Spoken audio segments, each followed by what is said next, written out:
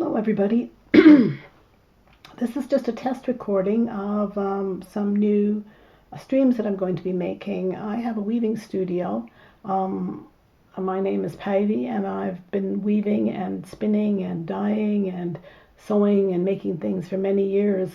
And I have a website where I talk about my work, but I've also thought that I would maybe try to stream a bit because people keep asking me, well, how do you do this? And I don't have time to do Zoom classes, but I thought maybe this is a quick way of when I'm doing something in my studio, I turn the stream on and show you what I'm up to. So today I'm working on some reindeer leather bracelets. This is one I recently made for my daughter. It's her birthday this week, so I thought I'd make her something special. And then my little granddaughter's been asking for a bracelet as well, and she wanted a red one, so I got a bit of red reindeer leather.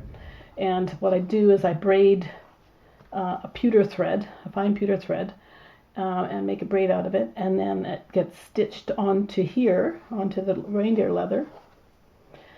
And when it's finished, and then I sew the end. The end piece ends up looking like this. I sew the last two pieces together and stitch up the ends, and sew on a little loop for the button, and sew a button at the other end.